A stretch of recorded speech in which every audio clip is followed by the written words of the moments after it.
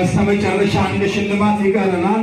ተመሳሳይ ከብፁዕ አቡነ ጎርጎርዮስ ጋር ተመሳሳይ ልብሰ ተክህኖ እስከነ አስኬማው ቀርቦላቸዋል። እልላቸው እግዚአብሔርን አመስግኑላቸው። ሞራል ያስፈልጋል። ስልጣን አስክሯቸው ለስልጣን ብለው ነው እንጂ አባ ሳዊሮስ ወሊሶ ቤተክርስቲያን ሲከበር የሚገኙት 4 ኪሎ ነው። ሲኖዶስ የሚያስፈልገው በንጽህና በቅድስና ሆነው የሃይማኖትን ቃል እንዲያቀና ነው። ይሄ ሲኖዶስ አሁን በንጽህና በቅድስና ሆኖ የሃይማኖትን ቃል ያቀናል? አሜሪካን ሀገር ለትምህርት ሄደው በነውር ከትምህርት ቤት ተባረው የመጡ ሰው አይደል የሲኖዶስ አባል አድርጎ ያስቀመጠው? የቤተ ክህነቱ ዋና ስራ አስኪያጅና ዋና ጸሐፊ መሆን ቦታው ራሱ እንደሚፈለግ እንዲፈለግም እንዲወደድም ሰዎች እንዲራኮቱበትም ካደረጉት ሰዎች መካከል ሁለቱ ናቸው ማለት ነው። ሰላም ጤና ይስጥልኝ ውድ የዩአ ሚዲያ ተከታታዮች እንዴት አላችሁ? እግዚአብሔር የተመሰገነ ይሁን። እንግዲህ ዛሬ በአንዳንድ መረጃዎች ወደ እናንተ ተመልሼ መጥቻለሁ። እንግዲህ ቅዱስ ሲኖዶስ ስብሰባ ሲያደርግ መቆየቱ ይታወሳል። ይህንንም ስብሰባ እንግዲህ ከግንቦት 6 ጀምሮ እስከ ግንቦት 19 ስብሰባ ምልዓተ ጉባኤ የግንቦት ርክበ ካህናት ምልዓተ ጉባኤ ሲያካሂድ መቆየቱ ይታወሳል። በዛሬው ዕለት ግንቦት 20 መግለጫ ሰጥቷል። የወሰናቸውንም ውሳኔዎች አሳውቋል ማለት ነው። ስብሰባውንም አጠናቋል።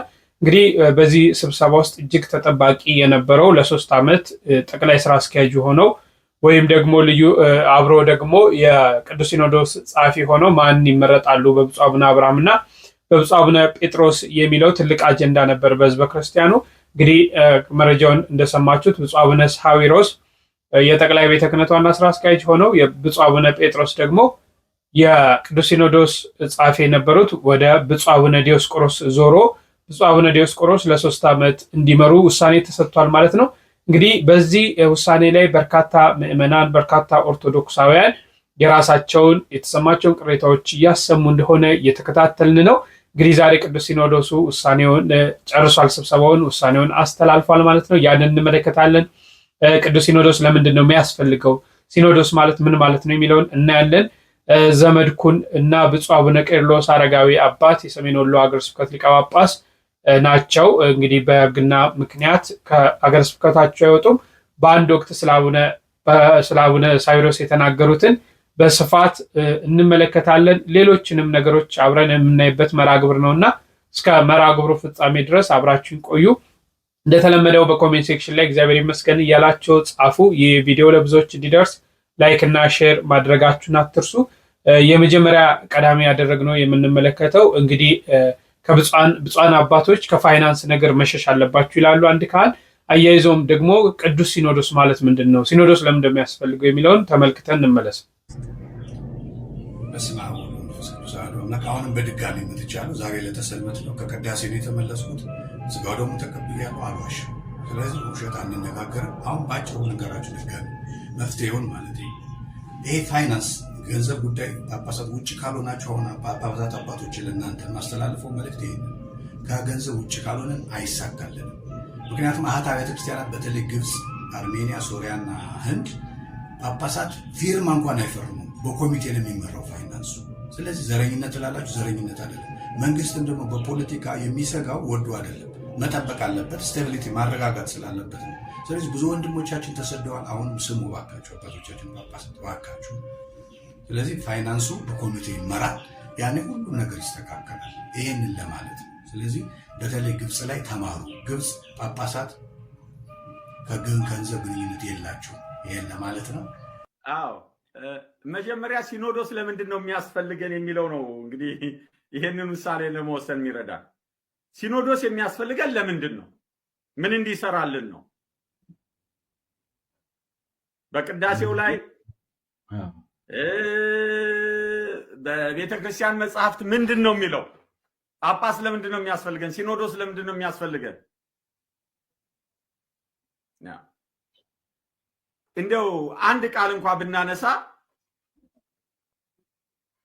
በቅድስና ሆነው የሃይማኖትን ቃል ያቀኑ ዘንድ ረጅም ዘመናት ሰፊ ወራት ረጅም ዘመናት ሰጠልን ብለን ነው የምንጸልየው። በእንተ ቅድሳቱ ላይ ብንሄድ በንጽህና በቅድስና ሆነው የሃይማኖትን ቃል ያቀኑ ዘንድ ሲኖዶስ የሚያስፈልገው በንጽህና በቅድስና ሆነው የሃይማኖትን ቃል እንዲያቀና ነው። ይሄ ሲኖዶስ አሁን በንጽህና በቅድስና ሆኖ የሃይማኖትን ቃል ያቀናል? አሜሪካን ሀገር ለትምህርት ሄደው በነውር ከትምህርት ቤት ተባረው የመጡ ሰው አይደል የሲኖዶስ አባል አድርጎ ያስቀመጠው? he was my classmate አንድ ላይ ነው የተማርነው።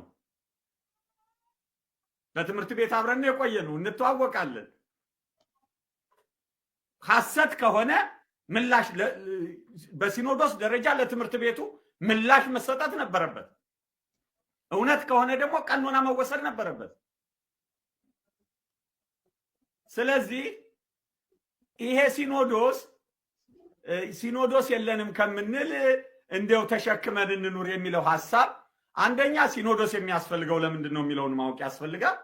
ሁለተኛ ሐዋርያት ጌታን የሸጠውን ይሁዳን ለመተካት ማቲያስን ለመምረጥ በተሰበሰቡ ጊዜ አንድ ወርቃማ ቃል ተናግረዋል። በገዛ ፈቃዱ ስልጣኑን በተዋት በይሁዳ ፋንታ ይላል። በገዛ ፈቃዳቸው እኮ ነው የተዉት ቅድስናውን፣ ክብሩን። አሁን እኛን እንመልሰውም ብንል አንመልሰውም፣ በገዛ ፈቃዳቸው ነው የተዉት። አንድ መንገድ አለ፣ ንስሐ መግባት። ንስሐ ዘማዊውን ድንግል ኃጢአተኛውን ጻድቅ ታደርጋለች። እንደየደረጃችን ወደ ገዳም መሄድ ያለብን ወደ ገዳም፣ ከክህነታችን ዝቅ ማለት ያለብን ከክህነታችን ዝቅ ብለን፣ ከምዕመንነትም የሚያስወግድ በደል ከሰራን ደግሞ እስከዛ ድረስ ሁላችንም ላይ ከላይ እስከታች በሁሉም ማዕረጋት ከአናጉስጢስ እስከ ፓትርያርክ ባለው። ቅድም ለምሳሌ ያህል አንስተሃል የአቡነ ቴዎፍሎስን። አቡነ ቴዎፍሎስ ሲሞቱ አቡነ ተክለ ሃይማኖት ተሾሙ። እንዴ አቡነ ቴዎፍሎስ መች ሞቱ? እስር ቤት እያሉ እኮ ነው በላያቸው ላይ የሾሙባቸው፣ መሞታቸው እንኳ ሳይታወጅ። ይሄንን ታሪክ ዳንኤል ክብረት ትላንት አቡነ ቴዎፍሎስ ሳይሞቱ በላቸው ላይ የሾመች ቤተክርስቲያን ዛሬ ምን ተገኘና ነው ጥቁር ልበሱ የምትለው ሲል ነበር። የትላንት በደል ዛሬም መቀጠል አለበት፣ ኃጢአቱ መቀጠል አለበት እያለን ነበር። እኛ ደግሞ ይብቃ ነው ያክለክሙ ነው፣ ያለፈው ዘመን ይበቃችኋል ይላል ቅዱስ መጽሐፍ። ይሄንን ነው እያልን ያለን። ስለዚህ እኔ አሁን ደስ ብሎኛል ያልኩን ከዚህ ጋር የተገናኘ ነው።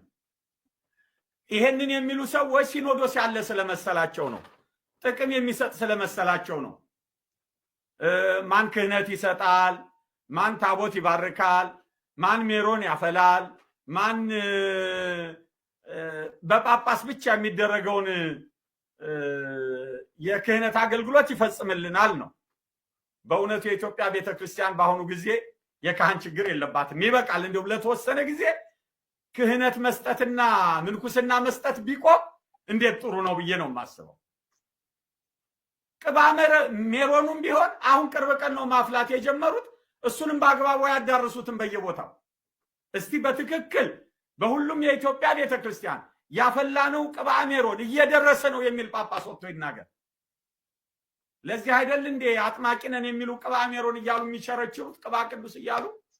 ዛሬማ ማህበራትም ጀምረዋል። ለቤተ ክርስቲያን ጠበቃ ነን ያሉ ከታቦት በቀር የማንሸጠ የለም እያሉ ቅባ ቅዱስ መቸርቸር ላይ ገብተዋል። ስለዚህ ይሄ አካል አስፈላጊ አይደለም፣ እርምጃ ሊወሰድበት የሚገባ ነው። እንደተከታተላችሁት ነው ሌሎች አሃት አብያተ ክርስቲያናትን በማንሳት ከገንዘብ ከፋይናንስ ነገር ነፃ ሆነው እንዳሉ፣ የኛም ሲኖዶስ በዛ መልክ ቢሆን አስተዳደሩም ሁሉም ነገር ይስተካከላል፣ ሊቃነ ጳጳሳት ፋይናንስ ነክ ከሆኑ ነገሮች መውጣት አለባቸው የሚል ጥሩ ምክር ነው ቀሲስ ያስተላለፉት። እግዚአብሔር ይስጥልን። አያይዘውም ደግሞ ሲኖዶስ ማለት ምን ማለት እንደሆነ፣ ለምን ሲኖዶስ እንዳስፈለገ፣ ሲኖዶስ እንዴት በንጽህና መኖር፣ የሲኖዶስ አባላት በንጽህና እንዴት መኖር እንዳለባቸው፣ የኛ ሲኖዶስ ምን አይነት ነው የሚሉ የተለያዩ ሐሳቦች በዚሁ ዙሪያ ተነስተዋል ማለት ነው። ያንንም እንግዲህ እንደተከታተላችሁት ነው። እሺ ቀጥሎ የምንመለከተው በአንድ ወቅት ብፁዕ አቡነ ቄርሎስ እንግዲህ የህገወጥ ሲመት በተካሄደ ጊዜ ያስተላለፉት መልእክትና አሁን ላይ ደግሞ በብፁዕ አቡነ ሳይሮስ እና በብፁዕ አቡነ ዲዮስቆሮስ መመረጥ ዘመድኩን አንዳንድ ነገሮችን ይለናል። ተመልክተን እንመለስ። ስልጣን አስክሯቸው ለስልጣን ብለው ነው እንጂ አባ ሳዊሮስ ወሊሶ ቤተክርስቲያን ሲከበር የሚገኙት 4 ኪሎ ነው። እዛ እንኳ በዓመት በዓል ሄደው እንትን አይወ እና በቤተክርስቲያን ላይ የተደረገው ደባ ይህን ያህል እነሱ ተሳስተው 26 ሰው መሾም ማለት ማሳሳት ማለት ነው። ማደናገር ማለት ነው።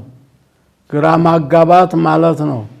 አንድ ሆኖ የሚኖረውን ህዝብ እንደዛ አለ ፈጥሮ ግራ ማጋባት። እንግዲህ እነሱ አሜሪካ ብፁዕ አቡነ መርቆሬዎስ ብዙ አባቶችን ሹመው ቆይተው ያው እንግዲህ በኋላ ጊዜ ጠቅላይ ሚኒስትሩ ከዛ ድረስ ሄደው እነሱን አምጥተው የሲኖዶስ ጋር ታርቀው በስምምነት እንዲኖሩ ሆነዋል። እነሱ አንደኛ ፓትርያርክ ናቸው።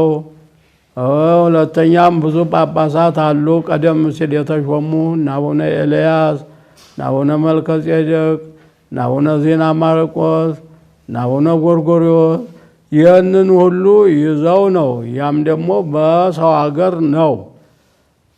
እነሱ እዛ ሹመው ኋላ ታርቀዋል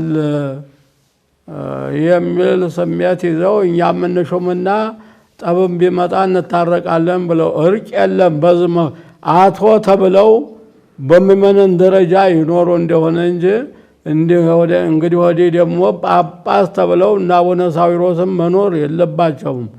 በፍት መንፈሳዊ ሿሚውም ተሾሚውም ይሻር ነው የሚለው።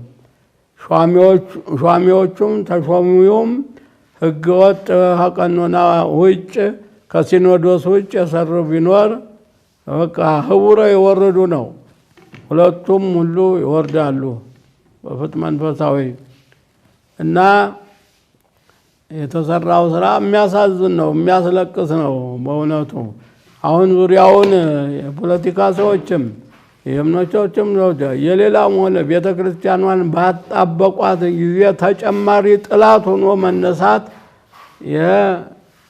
የሃይማኖት አይደለም፣ የሃይማኖት ስራ አይደለም። ጳጳስ ነኝ ብሎም የሚያናግር አይደለም። ዘይስቴስተ ይክለ አንሳ ሰኮና ሆነው እህሌን የሚመላ የሚመገብ ሰኮና ጠቡን አነሳብኝ እንደተባለው እንደ ይሁዳ ነው። የይሁዳ ክደት ነው። ወሲመቱ ይንሳ ባይደ እንደተባለው በገዛ እጃቸው ስልጣናቸውን ለቀዋል። ሁለቱንም ማውገዝ ነው ያለበት ሲኖዶስ። እርቅ የተባለ እንደሆነ ለእርቅ እንታረቃለን። የምንታረቀው እንደምእመናን ሆነው በቤተ ክርስቲያን በምእመናን ደረጃ እየሳሙ ሊኖሩ እንታረቃለን። በቀረ በሌላ በኩል ይሄ ህግ ነው፣ ስርዓት ነው፣ ቀኖና ነው፣ ዶግማውንም ጭምር ነው የጣሱት። ዛሬ እኮ እንዲህ ናቸው መሪዎች። እነሱ ከፍ ብሎ ተቀምጠው ፓትርያርኩን ታች፣ ሊቀ ጳጳሱን ታች፣ ካህኑን ታች፣ እርሱ ከላይ ሆኖ ከመንግስት ስልጣን ከንጉሥ ስልጣን የማን ስልጣን ይበልጣል? የካህን ስልጣን። ስልጣኑን የጨበጥነው እኛ ካህናትን ብናውቀው እንደማናውቅ ሆነናል። አሁን እኮ የዓለም መሪዎች ቤተ ክህነት ውስጥ እየገቡ እየፈተፈቱ ነው። ይችላሉ? አይችሉም። ዛሬ እኮ ቤተ ክርስቲያን እንዲህ እየሆነች ምን አቅም አለ? ምን እናደርጋለን? ጊዜው ነው እያለ ማለት ዓለም እንዲህ ናት። ባሪያ ላድርጋችሁ ትላለች። አመፀኞች ባሪያ አድርገን እንግዛችሁ ነው የሚሉት። ዛሬም በዓለም ላይ ብዙ ፈርዖኖች አሉ። በቃ ከፍ ከፍ እንዳለን እንደነገስን እንኖራለን ብለው ታላላቅ ቤተ መንግስት የሚያሰሩ ነገር ግን አይኖሩበትም። ዛሬ ከፍ ከፍ ብለው የሚታበዩ ካሉ አደራችሁ ተስፋ እንዳትቆርጡ። እነርሱ ይወድቃሉ፣ እናንተ ትነሳላችሁ። ዮዲት ጉዲት አንድ ሰሞን ከፍ ከፍ ብላ ነበር። ዮዲት አለች አሁን ግራኝ መሐመድ አለ። አሁን ቤተ ክርስቲያንስ፣ ካህናትስ፣ ምዕመናንስ እንዲህ ነው። እውነቱን እውነት ሐሰቱን ሐሰት ማለት ያስፈልጋል። የቤተ ክህነቱ ዋና ስራ አስኪያጅና ዋና ጸሐፊ መሆን ቦታው ራሱ እንደሚፈለግ እንዲፈለግም እንዲወደድም ሰዎች እንዲራኮቱበትም ካደረጉት ሰዎች መካከል ሁለቱ ናቸው። በወቅቱ ደግሞ የገጠማቸው የኦሮሚያ ቤተ ክህነት መፈጠርን አስከትሎ ያደረጉት ተጋድሎ የሚናቅም ማለት ነው። እንግዲህ አሁን እነሱ ጊዜያቸውን አብቅቶ ወጥተዋል። ባጠፉት ስራ ቢጠይቃቸው እግዚአብሔርና ታሪክ ይጠይቃቸዋል፣ ይወቅሳቸዋል። ባለሙት ስራ ደግሞ ታሪክና እግዚአብሔር ትውልድ ሲመርቃቸው ይኖራል። አቅማቸው በፈቀደ መጠን ሰርተዋል። አቅማቸው በፈቀደ መጠን አገልግለዋል። ይህን በዚህ የሚይዛለን ስህተት ነው። ይህም ባያረጉ ይህም የምንለው ነገር ቢኖርም እሱ በታሪክ ሲተረክ የሚኖር እንጂ አልፏል ማለት ነው። ከዚህ ውስጥ ብፁዕ አቡነ ጴጥሮስ ያው ብፁዕ አቡነ እነ ብፁዕ አቡነ ሳዊሮስን መስመር አልፈው ስለተቹ መስመር አልፈው እንትን ስላሉ ተቀጥተዋል። ይህ ሰውዬ አገር እንዳይገባ ተብለው ተቀጥተዋል። ከዚያ በኋላ ደግሞ አሁን ጦርነትም ካለ ምንም ካለ ውጭ ያለውን ደግሞ እንዳያስተባብሩብን በሚል ሂሳብ ምንም እንዳትናገር ምንም እንትን እንዳትል ድምፅ እንዳይሰማ በሚል መጥተዋል። በፊት አሜሪካዊ ስለሆኑ ነው ያላስገባናቸው ብለዋል። አሁን አሜሪካዊ ብትሆን ናናግባ ግን እንቅፋት እንዳትፈጥር ብለዋቸው ያው ገብተዋል ማለት ነው። ግን አንድ ቪዲዮ አይተን እንመጣለን። ብፁዕ አቡነ ማነው እና አቡነ ሳዊሮስን በዚህ መጠን ነበረ ሲተቹ የነበረው። ትንሽ ምስሎች አቡነ ሳዊሮስ ለስራ አስኪያጅነት ከአቡነ አብርሃም ጋር ተወዳድረዋል። እሳቸው ቢያልፉ ብሔር አልነበረም አይደለም። እሳቸው ቢያልፉ ኑሮ ስራ አስኪያጅ ቢሆነው በቃ የኢትዮጵያ ኦርቶዶክስ ተዋሕዶ ቤተክርስቲያን ትክክል ናት። ሲወድቁ ምን ይላል? እየተመራ መሆኑ በግልጽ እያሳየን ይገኛል። ይህንን ግልጽ ለማድረግ ከተፈለገ የዘንድሮው የ2014 የግንቦት ሩብ ካህናት የጠቅላይ ስራ አስኪያጅና የቅዱስ ሲኖዶስ ዋና ጸሐፊ ምርጫ ሲካሄድ ለሁለተኛ ጊዜ ምን ማለት ነው? ለሁለተኛ ጊዜ የኦሮሞን ብፁዓን አባቶች ያገለለና የገፋ የመንፈስ ቅዱስ ምርጫ ሳይሆን በብሔር ብልጫ የተካሄደ መሆኑን የአደባባይ ሚስጥር ነው። ይህ ነው እንግዲህ እነሱ መቼ የተጻፈ ነው? ማን የጻፈው? የተጻፈው ሰኔ 16 ቀን 2014 ዓመተ ምህረት አለን የሚሉ ሰዎች ናቸው። አንድ አይነት ፊርማ ነው። ብዙ አንድ አይነት ፊርማ አለው። አሁን ለምሳሌ እዚህ ወደ 10 ሰዎች አሉ። ፊርማው አንድ አይነት ነው። አንድ ሰው የፈረመው እና ይህ የአጭበርባሪዎች ቤተ ክህነት የሚሰሩ ሰዎች ናቸው። ይሄን ያለው የምዕመናን ጥያቄ ነው ብለው ነው ያመጡት። የምዕመናን ጥያቄ ነው ብለው እንግዲህ አሁን ስናጠናው እርግጠኛ አይደለም። እንግዲህ እንደ እንትን ነው እንደ ጥርጣሬ ብለን ነው የምንወስደው። እና አቡነ ሳዊሮስ ያደራጇቸው የውጭ አርበኞች ናቸው። አቡነ ሳዊሮስ እኮ እዚህ ቁጭ ብለው ምርጫ ሲመረጥ 16 ነው ምናምን ድምፅ እኮ አግኝተዋል። ለጠቅላይ ቤተ ክህነት ዋና ስራ አስኪያጅነት ለምንድን ነው አቡነ ሳዊሮስ ሲወደቁ? ምክንያቱም ብቃት የላቸውም። ይህን እናገራለሁ። ብቃት የላቸውም። የተመደቡበትን ቦታ በትክክል ማገልገል ያልቻሉ እዚህ ይህን ያህል ወደ 10 ምናምን ዓመት ሲቀመጡ አንድ ቀን ከሀገረ ስብከታቸው ያልሄዱ ሰው ናቸው። እንዴት አድርገው ነው እኚህ ሰውዬ ቤተክርስቲያንም ቢይዙ እነዚህ ሰዎች ከዚያው ቀጥሎ ገንዘብ እንትን ብሎብናል። የአዲስ አበባ ሀገረ ስብከት ደግሞ ፐርሰንት የሚሰበሰብ በመሆኑ አዲስ አበባ ሀገረ ስብከት በኦሮሚያ ውስጥ ስለሆነ ፐርሰንቱ ለኦሮሞ ይሰጥ። ቁልቢ ቤተክርስቲያን ኦሮሞ ስለሆነ ኦሮሞ ውስጥ ያለው ነገር ሁሉ ኦሮሞ ነው መውሰድ ያለበት የሚል ይሄ የጋፈፋ እንግዲህ ቃል ተቀም ይቅርታ አድርግልኝና ይሄ በቃ ሁሉንም ጋፎን ልብላው የሚል የስጋ አስተሳሰብ ያለው ነገር ነው። ይሄ ያደርጋል። አሁን እዚህ ላይ ነው እነዚህ ሰዎች ቤተክርስቲያን ሳትሆን አይምሯቸው ውስጥ ያሉት ቤተክርስቲያን የሚሰጠው ጥቅም ነው። የጵጵስና ክብርና የጵጵስና ኃላፊነት ሳይሆን ጵጵስና የሚያስገኘውን ጥቅም የሚፈልጉ ሰዎች ናቸው። ብለው ነበር ያሉት። በወቅቱ እነ አቡነ ሳዊሮስ ደግሞ ሰብሰብ ብለው እግረኛው ሚዲያውን የሚለውን ጠርተውት መንግስታችን ይርዳን፣ መንግስታችን እንዲረዳን እንዲያግዘን እንፈልጋለን ብለው ነበረ። ያው ኦሮሞ ናቸው። መንግስቱ ደግሞ የኦሮሞ መንግስት ነው። ብፁዕ አቡነ ሳዊሮስ ይሄንን ሲሉ እንሰማቸዋለን። የኦሮሞ መንግስት እንዲረዳቸው ማለት ነው። እኛ ለወደፊት ይሄን እውቅና እንዲሰጠን እንጠይቃለን። መንግስት ለወደፊት መንግስትን እንዲደግፈን ከኛ ጋር እንዲቆም እውቅና እንዲሰጠን እንጠይቃለን። ጥያቄያችን ብዙ ጥያቄዎች አሉ፣ መንግስትን የምንጠይቃቸው አጠቃላይ ባለው ነገር ሁሉ። ከዚህ በኋላ ጉዟችን ስንቀጥል ብዙ ጥያቄዎች አሉ። የትኛውን መንግስት ማለት ነው? የክልሉን ነው የፌዴራል? የፌዴራልም የክልሉንም እንጠይቃለን።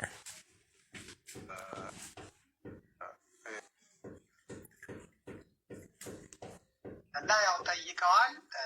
በጠየቁት መሰረት አስቀድሞ የቅዱስ ሲኖዶስ ስብሰባ ከመጨመሩ በፊት እነ ከድር የሚባሉ ሙስሊሞች እነ ከድር አህመድ አትደንግጡ፣ ሜይ 16 ላይ የጻፉት ብፁዕ አባታችን ብፁዕ አቡነ ሳዊሮስ ስራ አስኪያጅ ሊሆኑ ነው።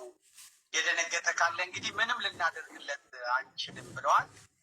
እግዚአብሔር ያው እንደተከታተላችሁት ነው እንግዲህ ብፁዕ አቡነ ቄርሎስ በጊዜው አስተላልፈዋል መልእክታቸውን። እንግዲህ ያ በጊዜው የነበረው መልእክት ነው። ከዛ በኋላ ቅዱስ ሲኖዶስ የይቅርታ በር ከፍቶ እነዚህ ብፁዓን አበው ሊቃነ ጳጳሳት ወደ በረቱ እንደተመለሱ የመንጋው ጠባቂ እንደሆኑ ሁላችንም የምናውቅ ነውና እንግዲህ ከዛ በኋላ ለ2 ዓመታት በሊቀ ጵጵስናቸው ሲመሩ፣ ሲያስተዳድሩ፣ ሲባርኩ፣ ክህነት ሲሰጡ ቆይተዋል። አባቶቻችን ናቸው። ሲኖዶስ ያስተላለፈውን ውሳኔ ደግሞ የመቀበል ግዴታ አለብንና በእርቁ ጊዜ ቅዱስ ሲኖዶስ በከፈተው የምህረት በር በተደረገው ከጠቅላይ ሚኒስትሩ ጋር በተደረገው ንግግር ስምምነት መሰረት ወደ በረቱ የተመለሱ ብፁዓን አባቶች ናቸው። ዛሬ ላይ ደግሞ እንግዲህ ወደ በረቱ ከተመለሱና የሲኖዶስ አባል ከሆኑ በማንኛውም ምርጫ የመመረጥ መብት አላቸው። ከተመረጡ ሲኖዶሱ ከመረጣቸው። በዚህ ላይ ብፁዕ አቡነ ሳዊሮስ እንግዲህ የጠቅላይ ቤተ ክህነት ዋና ስራ አስኪያጅ ሆነዋል። ይህ ሁሉ ስጋት ሰው ሁሉ ዛሬ ጮቱን የሚያሰማው ትላንትና የነበረውን ነገር ነው። ትላንትና እንግዲህ በይቅርታ ታልፏልና ዛሬን ደግሞ በስራ ልንገመግማቸው እንደውም ይቅርታ አድርጉልኝ፣ በዚህ ጋር ብፁዕ አቡነ ሳዊሮስ መሾማቸው በጣም ጥሩ ነው ብዬ አስባለሁ። በእኔ ለምንድን ነው እንግዲህ ትላንትና ቦታ እንዳልተሰጣቸው፣ ትላንትና ስራ ለመስራት በርካታ ነገር ለማድረግ እድሉ እንዳልተመቻቸላቸው ሲናገሩ ነበር። ዛሬ ደግሞ ሜዳውን ፈረሱም ይኸው ድሉ ተመቻችቷልና ምን ያህል ለቤተክርስቲያን ይሰራሉ፣ ቤተክርስቲያን ምን ያህል ያሻግሯታል የሚለውን አብረን እንመለከታለን። በዚህ ላይ ግን ሲሰሩ ስራቸውን እየተቸን ይህን እንዲያደርጉ፣ እንዲበረቱ፣ እንዲጠነክሩ ማድረግ እንችላለን እንጂ አሁን ያለፉ ነገሮችን እያነሳን ዛሬ ላይ የምናመጣው ነገር የለም። በይቅርታ ተመልሰዋል። እንግዲህ ሲኖዶሱ ይቅርታ ካረገላቸው እኛ ምዕመናን አብረን ይቅርታ አድርገን የመቀበል ግዴታ አለብን። ይህን ነገር ማወቅ ያስፈልጋል። ዛሬ ላይ በስራቸው ደግሞ እናያቸዋለን። ጥሩ ስራ እንዲሰሩ፣ መልካም ስራ እንዲሰሩ፣ ለቤተክርስቲያን የሚጠቅም ስራ እንዲሰሩ ደግሞ በጸሎት ልናገዝና እግዚአብሔር አብሮ ከብፁዓን አባቶቻችን ጋር እንዲሆን ማድረግ ያስፈልጋል የሚል እምነት ነው በዚህ ላይ ያለኝ። እናንተም ደግሞ በዚህ ላይ ሀሳብ አስተያየታችሁን እንድታስቀምጡ እፈልጋለሁ። ተመሳሳይ ከብፁዕ አቡነ ጎርጎርዮስ ጋር ተመሳሳይ ልብሰ ተክህኖ እስከነ አስኬማው ቀርቦላቸዋል። እልላቸው እግዚአብሔርን አመስግኑላቸው። ሞራል ያስፈልጋል፣ ሞራል ያስፈልጋል። እባካቸው አውደ ምሕረቱን በጣም አጨናነቃቸው። ወደኋላ ሰባሰባ አድርጉ። እሺ በሉን እባካቸው፣ ትንሽ ወደኋላ ወደኋላ። አውደ ምሕረቱን ተጨናንቋል እባካቸው። እጅግ በጣም ደስ ይላል። ሁለቱ ብፁዓን አባቶቻችን ነጩን ለብሰዋል። እንደ ፀሐይ የበራ እጅግ ያማረ ልብሰ ተክህኖ ነው የቀረበላቸው። በእውነት እንደ ስራቸው የከበረ የጸዳ ነገር ቀርቧል።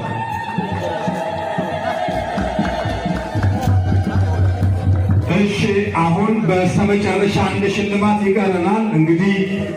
እንግዲህ የተከታተላችሁት ብፁዕ አቡነ ሳዊሮስ የመቀደሻ ልብስ የሚሆን ሙሉ ልብሰ ተክህኖ ከነ አስኬማቸው ማለት ነው ሽልማት ሲሰጣቸው ነው። ይሄ እንግዲህ የሆነው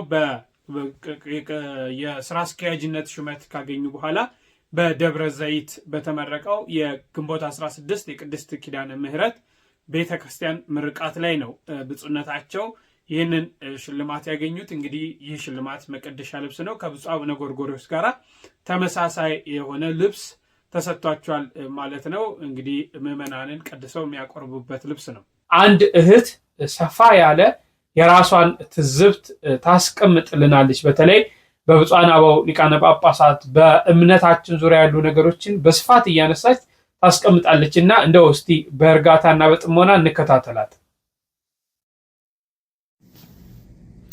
ሰላም ቤተሰብ እንዴት ናችሁ? ደህና ናችሁ ወይ? ዛሬም እንደ ሁልጊዜው አንድ ሀሳብ ይዤ ብቅ ብያለሁ። ያው ብዙ ጊዜ እኔ የሀሳቤ መነሻ ሶሻል ሚዲያ ላይ የሚዘዋወሩ ነገሮችን ያው ከሪያሊቲው ጋር ነገሮችን እንደው ሳይ ትዝብቴን ሀሳቤንም የግል ሀሳቤንም ያው ፕላትፎርሙ በፈጠረው መንገድ እንደው መስጠት ደስ ስለሚለኝ ነው እንደ ሁልጊዜው ብቅ ያልኩት። ብዙ ጊዜ በፖለቲካ ጉዳይ ላይ ሀሳቤን መስጠት ይቀናኛል ብዬ አስባለሁ፣ ደስ ይለኛል። ዛሬ ደግሞ ያው ወጣ ይላል። አንዳንድ የኦርቶዶክስ እምነት ተከታይ ወይም አማኝነቴ እንደው ያን ያህል የጠለቀ እውቀቱ ባይኖረኝም ግን ደግሞ መቼስ ስናምን ስንከተል ደግሞ በምክንያት ነው። ዝም ብለን መቼም ዘቡ ተብሎ አይገባም። አንድም ከአባቶቻችን የምንማረው አንድም ደግሞ በህይወታችን ከምናገኘው ነገር እምነታችን አጠንክረን መሄዱ ዋጋ አለው ብለን እናስባለን እና እኔም አንድ እንደ ኦርቶዶክስ እምነት ተከታይነቴ እንዲው የታዘብኩትን ነገር ልናገር ብዬ ነው ዛሬ ብቅ ያልኩት። በጣም የገረመኝ ሰሞኑን ያው እንዳልኳችሁ መነሻ ሀሳቤ እኔ ብዙ ጊዜ ሶሻል ሚዲያ ላይ ነው። ሶሻል ሚዲያ ላይ ደግሞ አንድ ሀሳብ ሲዟዟር አየሁና በጣም የገረመኝ የእምነት አባቶች እየተዟዟሩ አየሁና በጣም ተጋድሎ ያደረጉ ምናምን ተብሎ እዚህ ከሲኖዶስ አባቶች ጋር ተያይዞ በቃ ፎቶ ሲራገብ ሳይ በጣም ገረመኝ። እኔ ራሱ አንደኛ የህዝባችን ንቃተ ህሊናው፣ ሁለተኛ እንደው በቃ ሚዲያው ራሱ የሚፈጥረው ህዝቡ ላይ ያለውን መከራ ሳይሆን በቃ ገንዘብ ለማግኘት ቲፎቶ ለማሰባሰብ የሚከድበትን ጥረት ሳይ በጣም አዝናለሁ። በእርግጥ እምነታችንም ሀገራችንም ችግር ውስጥ ከገባ ቆይቷል። ይኸው 5 ዓመት 6 ዓመት ሙሉ በቃ እየቆዘምን ያለ ነው። የእውነት መድረሻ ህዝባችን መድረሻ አጥቶ እንደ እምነትም ደግሞ በጣም የተቸገርንበት የተፈተንበት ዘመን ነው ቢባል በቃ ማጋነንም አይሆንም።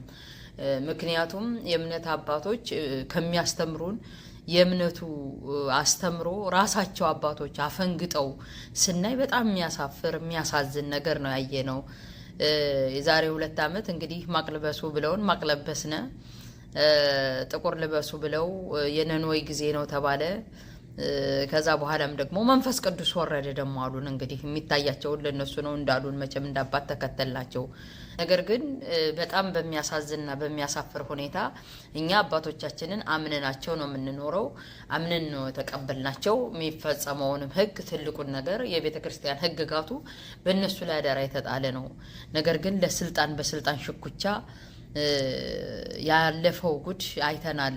አንደኛ ሰዎችን በማንነታቸው ተከፋፍሎ በማንነት ካልተሰበከ ተብሎ ለማንነት ተብሎ ግማሹ በሰሜኑ ክፍል ያለው በትግራይ ክልል ተሰንጥቆ በኦሮሚያ ክልል ያለው ተሰንጥቆ አንድ ክርስቲያን ሳይሆን ብዙ ነገር ያየንበት ጉዳይ ነው።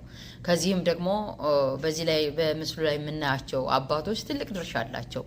የዚህ መከፋፈል ትልቅ ዋና ባለቤቶች ናቸው። በጣም ያሳዝናል። ግን እነሱ ባስተማሩን ስለነ ሰማዕቱ ቅዱስ ጊዮርጊስ እንዲሁ አሁን ከዚህ በኋላ የማስተማር ሞራሉም አይኖራቸውም ብዬ ነው ማስበው። ለምን ሰማዕቱ ቅዱስ ጊዮርጊስ ሰዎች ናቸው ለእምነታቸው ሲሉ ተጋድሎን የፈጸሙ ተጋድለው ሰማዕትነትን ያገኙ ናቸው። የኛ አባቶች ደግሞ ምእመኑንም ሲያስተምሩ የተትረፈረፈ ነገርን አትመኙ፣ ከምድር ቤታችሁ የተሻለው የሰማይ ቤታችሁ ይበልጣል ብለው እነሱም ዓለምን ትተው ክደው አስኬማ የደፉት ጥቁር የለበሱት አባቶች ራሱ ለስልጣን ሲሻኮቱ፣ በስልጣን ምክንያት ህዝባችንን ሲያጋድሉ፣ ለስልጣን ምክንያት ጥቁር ልበሱ ሲሉ በራሳቸው ምክንያት ላይ ተጣልተው ሲታረቁ ተወገዘ ብለው ግዘት ሳነሱ እንደገና መልሰው ሲያስገቡ ቀኖና እያሉ ሲያስተምሩት የነበረውን እሱን ሁሉ እየጣሱ ነገር ግን ደግሞ እኛ ምን ናቸው ስርዓቱን ሁሉ አፈርሰው ሲሄዱ ስናይ በጣም ያሳዝናል። በርግጥ እንደ አባት እንደ አስተማሪ ያመናቸው እንጂ አልተከተልናቸውም። እኛ ኢየሱስ ክርስቶስን ጌታ ኢየሱስ ክርስቶስን ነው የተሰቀለውን ነው የምንከተለው። እነሱን መቼም ጥቁር ቀሚሳቸውን ይዘን ተጎትተን አልተከተልናቸውም። ግን በጣም አንዳንዴ ያሳዝናልም በጣም ያስፈራንም መድረሻም ያሳጣል። ትላንትና በውግዘት የነጠሏቸውን ሰዎች በምን ምክንያት እንደሆነ ራሱ ሳይነግሩ ሳያብራሩ ተቀብለዋቸው ስልጣን ሰጠዋቸው። ነገር ግን ደግሞ ዛሬ ደግሞ የራሳቸው ሚዲያ ደግሞ ተፈብርኮላቸው ለነዛ ለሲኖዶስን ለሰነጣጠቁት ለከፋፈሉት ህዝቡን አስረክበው ወጥተው እንደ ተጋዳይ ተደርገው ደግሞ በማህበረሰብ አንዳንድ ሚዲያዎች ሳይ ደግሞ በጣም ይገርመኛል። ለእምነት የከፈሉ የእምነት አረበኞች አባቶች እየተባሉ የትኛውን ነው የተጋደሉት? ስለ እምነት እንዲሁም መከራና ፍዳን ያየች ቤተክርስቲያን አይተነው ሰምተነው በማናቀው ነገር ብዙ ነገርን ያየነው የሚኒስትር ሹመት እስከሚመስል የካቢኔ ሹመት እስከሚመስል የሲኖዶስ ተብሎ ቤቱ ሁሉ የገንዘብ እና የጥቅማ ጥቅመኞች መራኮቻ ሆኖ አላየነውም እንዴ? ከዚህ በላይ ውርደትና ሞት ምን አለ? እንዲሁ በጣም አሳዛኝና አሳፋሪ ነው። ነገር ግን ይሄን ሁሉ ነገር ለስልጣናቸው ለራሳቸው ሲሉ ስንት ነገርን አደረጉ። ከዛም በኋላም ደግሞ ህዝቡን በትነው ከራሳቸው ጎን እንዳይቆም ካደረጉ በኋላ እነሱም ተሸንፈው ተሽመድምደው ወድቀው እንዲያውም በስደት የሄዱትም በዛው እንኳን ጨክነው መቅረት አቅቷቸው ያለውን ስደት ላይ ሁሉ ምቾት መስሏቸው መከራውን ማቋቋም ሲያቀታቸው ይቅርታ እየጠየቁ ገብተው ጥፋተኛውን ወንጀለኛ እያሉ ሲሏቸው የነበሩት ትላንትና ህጉና የቤተክርስቲያን ህጉና ስርዓቱ የማይፈቅድላቸው አስኬማ ደፍተው ሴት ሲያሳድዱ ልጅ ወለዱ እያሉ በራሳቸው ሚዲያ በራሳቸው ሰዎች ሰነድ እያወጡ ሲሰጧቸው የነበሩትን ሰዎች ከላያቸው ላይ ሹመታቸውን ሊያጸድቁ ሊሾሙ ከውጭ ሀገር ሁሉ ይቅርታ ተደርጎላቸው ገቡ። በጣም የሚገርምና የሚያሳዝን ነው። እነሱም ሹመት በያዙበት ጊዜ ገዳማት ሲጨፈጨፉ፣ ካህናት ሲገደሉ፣ የቆሎ ተማሪዎች ሲጨፈጨፉ ሲያልቁ፣ ህዝበ ምእመኑ ሳይኖረው ለቤተ ክርስቲያን ሲገብር የቆየው በድሮን ሲጨፈጨፍ በጦርነት ሲያልቅ አንድም ነገር ትንፍስ ሳይሉ ቤተ ክርስቲያኑንም አራክሰው የነበሩትን ሰዎችንም አራክሰው ታሪካቸውን ሰምተን ጉድ ብለን እነሱን ሰዎች ደግሞ ከላያችን ላይ ሹመው እነሱም ወረዱ። ያው ደግሞ እነዛን ያጋለጧቸውን ደግሞ ወንበዴዎችን ደግሞ ላያችን ላይ እንደሾሙ ነው። እነሱ በመጡበት ስርዓት እነዚህ በሙሉ መስሉ ላይ የምታዩቸው ሰዎች ወይም አባቶች በመጡበት ስርዓት ቤተክርስቲያን ቀጣምባሮ የጠፋት በደላሎች የተያዘባት